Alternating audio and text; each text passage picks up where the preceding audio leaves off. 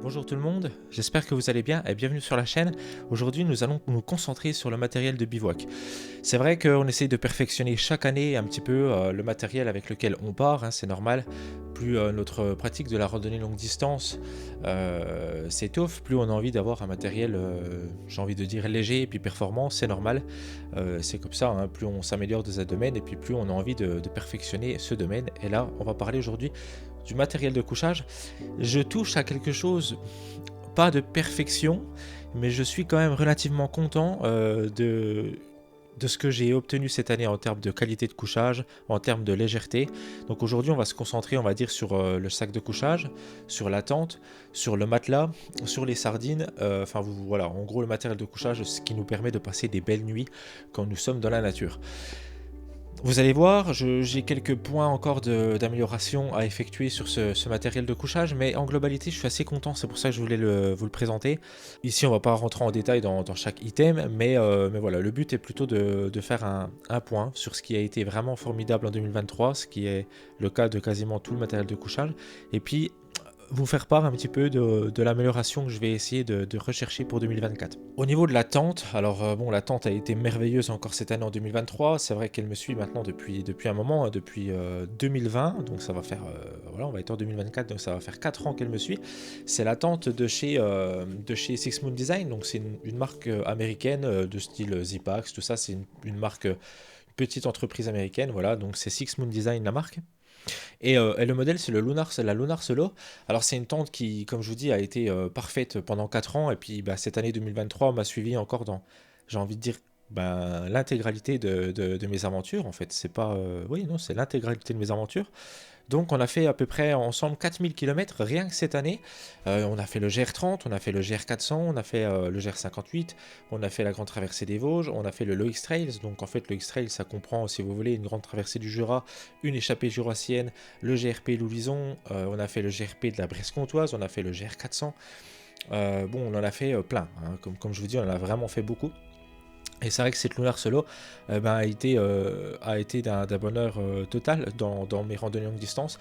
J'ai pas été déçu de la tente une seule fois.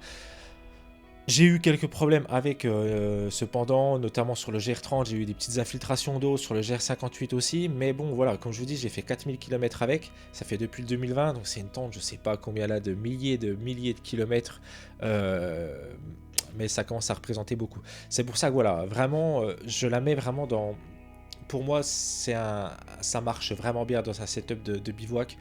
Voilà, moi je suis quelqu'un qui aime marcher léger parce que j'aime bien aller vite, marcher vite, essayer de parcourir des distances quand même relativement importantes chaque jour et avoir du matériel de couchage, un setup de bivouac qui est le plus léger possible, c'est quelque chose qui est pour moi au-delà même d'utile et j'ai envie de dire quasiment obligatoire quoi, dans ma manière d'appréhender la longue distance. Et donc en fait cette tente voilà, elle est vraiment vraiment magique. J'ai néanmoins quand même quelques points d'amélioration en termes d'abri. Là, on va parler un petit peu de l'amélioration que je vois pour 2024. C'est vrai que, comme je vous dis, elle arrive au bout de sa vie. Là, on m'a offert pour mon anniversaire une tente d'expédition qui est une Hilberg Acto, donc 4 saisons, pour mes futures aventures, on va dire, polaires et puis d'expédition. Des trucs un petit peu costauds, mais plus dans le domaine de l'aventure que de la randonnée itinérante. Et surtout, c'est une tente hivernale. J'aimerais réinvestir dans une tente en 2024 et une tente du coup 2-3 saisons du même style que la Lunar Solo. Alors bah forcément, comme je vous dis, ma pratique de la randonnée longue distance s'étoffe au fur et à mesure des années. Et puis aujourd'hui, je sais vers quoi je vais tendre, je sais vers quel modèle de tente je vais partir. Donc je vais remplacer cette Lunar Solo, bon, parce que déjà de toute façon elle pourrait plus me suivre, hein. Comme je vous dis, j'ai des infiltrations d'eau, ce coup-ci j'ai beau essayer de mettre du silicone, de l'Apache, tout ça, ça devient plus très prudent en fait de partir avec. Voilà, donc le point d'amélioration, c'est la forme me va bien, voilà, cette espèce de forme chapiteau me va bien. En fait, tout me convient sur cette tente, il n'y a que la matière que j'ai envie d'améliorer. Là, c'est du cil poly, ça veut dire que ça pompe l'eau quand même, plutôt pas mal. Même si, bon, cil poly, il est dit que ça pompe pas l'eau, moi je peux vous le dire que sur le terrain, ça la pompe, hein, l'eau. C'est mieux que du cil nylon, mais voilà, on n'est quand même pas non plus sur quelque chose comme du Dyneema. Donc voilà, première amélioration de mon setup de bivouac pour 2024, ce sera de tendre vers une tente, la même que la Lone Larcelo, mais en Dynima. Ça veut dire que je vais partir, je pense, chez Zipax, aller regarder du côté de la Plexolo par exemple. Voilà. Ensuite, au niveau du rangement de cette tente, je me suis servi d'un sac Sea to Summit. Là aussi, je vais partir sur un sac en Dynima parce que, alors, ça paraît rien comme ça, mais c'est vrai que ça pompe l'eau, le sac Sea to Summit. J'ai pas été très convaincu de ces sacs-là hein, cette année, les Sea to Summit là, les Ultra Seal. C'est quelque chose qui fonctionne pas très bien, à vrai dire. C'est que voilà, ça se perce vite. Hein. Celui-là, il a des trous, ça se perce vite et ça garde pas très très bien les affaires au sec. Pas le truc qui m'a le plus convaincu. Après, bon voilà, c'était juste pour ranger ma tente et puis pour compresser. Hein, voilà, pour compresser. Ça aussi, je vais partir sur un changement de matière. Mais globalement, voilà, ça a vraiment bien fonctionné. Mais j'ai envie de partir sur quelque chose d'un petit peu plus qualitatif. Au niveau des sardines, j'ai trouvé vraiment les meilleures sardines pour moi qui existent sur la planète Terre. Quoi. C'est des sardines en DAC, de la marque DAC. Voilà, c'est un alliage. Hein. Mais c'est robuste. Robuste à fond, à fond. On peut taper sur de la caillasse, mais comme un fou, et puis ça casse pas. C'est vraiment super solide. Elles sont vraiment super agréable parce que vous n'avez pas peur de taper quand c'est un terrain rocailleux. Même maintenant, avec les sécheresses qu'on a, il suffit même pas de cailloux, mais d'une terre bien sèche en été. Franchement, des fois, pour mettre les sardines, c'est vraiment très compliqué. Donc là, j'ai vraiment trouvé une sardine qui me convient parfaitement. Donc voilà, ces sardines en alliage DAC là, que vous avez ici. Je les adore. Du coup, je remplace mes sardines Décathlon que j'avais là, qui font bien l'affaire, hein, je dois le reconnaître, mais qui, encore une fois, je tends vers quelque chose encore plus qualitatif pour 2024. Donc, c'est vrai que voilà, ces sardines, je les remplace. Je prends quelque chose d'à peine plus lourd. Hein. Je pense que vous le voyez à l'écran, c'est à peine plus lourd de 2 grammes la sardine. Mais vraiment, en termes de solidité, on est sur quelque chose de vraiment convaincant. Donc, les sardines DAC. Voilà, sinon rien à dire, ça a bien fait l'affaire, encore une fois, comme je vous dis, on touche à la perfection avec ce setup 2023 de bivouac. 2024, je pense que ça sera la perfection. Pour monter la tente, bâton de marche, voilà. J'ai essayé les poteaux, j'ai essayé un poteau là de chez Zipax. Bon, ça m'a pas convaincu. Parce que voilà, je me dis, vu que je marche avec des bâtons de marche, j'ai essayé cette année de partir sur un GR sans bâton. Ça m'a convaincu dans le sens où la démarche est naturelle de ne pas avoir de bâton. Mais voilà, je suis revenu au bâton de marche. Ça veut dire que voilà, c'est tente monoparoi qui se monte avec des bâtons de marche. Là-dessus, par contre, je reste à 100% convaincu par ce genre de tente monoparoi. Franchement, pour du 3 saisons, pour moi, c'est le haut du panier, quoi. Voilà, bon là c'est un bâton pour vous prendre d'exemple, c'est un bâton que j'utilise plus parce que son confrère a lâché il y a un moment maintenant que je les ai remplacés ceux-là. En termes de matelas, eh ben, j'ai trouvé ce qu'il me fallait pour du 3 saisons. C'est ce matelas-là que vous avez là, juste devant vous. C'est à peu près 1,5 de Air Value, ça vaut rien du tout. Une dizaine d'euros je crois chez Decathlon, c'est le MH100. C'est un matelas, mousse.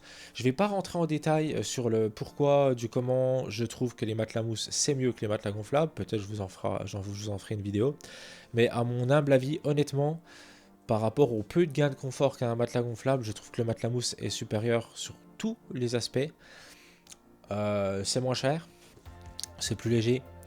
Oui, c'est plus encombrant, mais bon, vous le foutez à l'extérieur de votre sac et franchement, bon, c'est pas bien dérangeant. C'est indestructible, donc du coup ça vous fera jamais défaut. C'est isolant, c'est bien isolant, hein, voilà. Je trouve que l'air value est un peu tout le temps exagéré. Je veux dire qu'on n'a pas besoin d'une air value de 3,5 en montagne. Même l'été, je trouve que 2 ça suffit largement. Voilà, donc là je touche à quelque chose de pour moi parfait avec ce matelas. Il est un peu fragile, mais bon, il a quand même à peu près 900 km, puis il va me suivre encore l'année prochaine. Peut-être que je le changerai, je sais pas. Mais voilà, ce matelas-là m'a vraiment convaincu. C'est quelque chose que je trouve vraiment efficace. Voilà. Puis comme je vous dis, bah, le prix, quoi. Le prix, c'est quelque chose d'assez fou, quoi. Sac de couchage, bon bah là j'ai trouvé la pépite, hein. J'ai trouvé la pépite, le Cumulus X-Lite 400, 585 grammes pour moins 1 degré confort. C'est plus léger que la plupart des kilts. On a une capuche.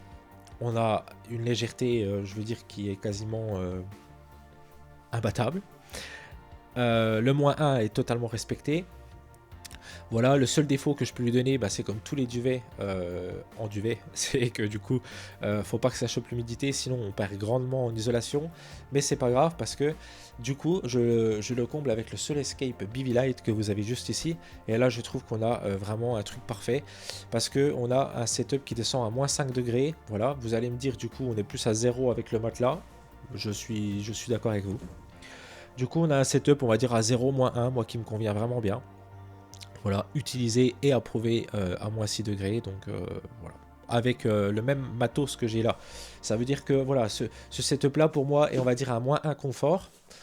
Tout couplé, là on a à peu près un -1 confort avec la tente monoparoi en cils poli, avec ce sac Cumulus XL 400, tout ça pour moi on a à peu près confort à -1.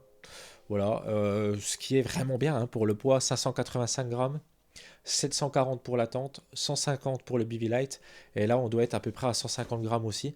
Ça veut dire que voilà, je vous laisse faire le calcul, on est vraiment vraiment bas en poids. L'année prochaine, je vais essayer d'améliorer en termes de confort, encore une fois. Je vais rien améliorer. Par contre, je vais améliorer la qualité de la tente. Voilà, je vais me faire plaisir. Et ce qui va améliorer aussi ma qualité de marche, tout ça, parce que le tissu va pas imbiber d'eau, ça veut dire que je serai plus léger la journée, ça sera plus facile à gérer. Donc ça, c'est vraiment quelque chose que je vais améliorer. Le sac de rangement de la tente aussi, pour les mêmes raisons. Je vais gagner du poids aussi. Je vais passer à une tente à 385 grammes au lieu de 740. Le Solescape BV Light, je garde magnifique en été, vraiment. Le matelas, je garderai le même, à part si je vais faire un truc vraiment où il fait plus froid, je prendrai un matelas mousse un peu plus épais. Mais dans l'idée, ça sera un matelas mousse, c'est sûr. Moi, les matelas mousse, je suis tombé amoureux. Les sardines, j'ai trouvé les sardines parfaites, je change rien. Peut-être le sac à sardines où je partirai sur un sac en Dynima aussi pour pas qu'il pompe l'humidité. Surtout, ça pue le sac à sardines quand vous êtes très longtemps, la terre elle sèche, ça s'imbibe l'humidité, ça pue. Bâton de marche ou poteau pour la tente, je reste sur les bâtons de marche. Ça m'a. Voilà, poteau, ça m'a pas convaincu plus que ça. Enfin, ouais, voilà. Et un sac de couchage, parfait. Je reste avec le XI 400. J'ai hésité grandement à passer sur le 200 qui est un 4 degrés confort. Mais en même temps, j'aurais trop peur d'être limite sur mes projets de l'année prochaine. Donc voilà un petit peu. Tout ça, on va aller le tester, même si bon. Je suis déjà convaincu hein, de ce que je vous dis. Voilà. J'espère que cette vidéo elle vous a plu. C'était une vidéo un peu réflexion sur le matériel, mais je tenais à vous présenter ce setup là de couchage parce que comme je vous dis, m'a vraiment vraiment plu. J'ai adoré utiliser ce setup en 2023. 2024 ça sera le même. Il n'y a que la tente qui changera. Voilà. Je vous dis à bientôt. Je vous souhaite un joyeux Noël du coup. Une belle fin d'année. Joyeux Noël à tout le monde. Janvier, on va se retrouver sur un nouveau format. Un format qui va me changer, qui va me demander du boulot de montage différent. Donc ça veut dire que les premiers épisodes probablement de ce format-là seront pas les meilleurs de ma chaîne parce qu'il faudra me laisser le temps de prendre mes marques. Mais j'ai envie de changer un peu de format, de ce rythme un peu quotidien, hebdomadaire, je veux dire, de vidéos YouTube, de randonnée où tout le monde fait pareil. J'ai envie de vous proposer quelque chose de différent. On verra si ça vous plaît. Je vous dis du coup à bientôt. Voilà. Un bon joyeux Noël à vous. J'espère que cette vidéo vous a plu. Réflexion de randonneur, quoi. Voilà. Salut tout le monde, des bisous.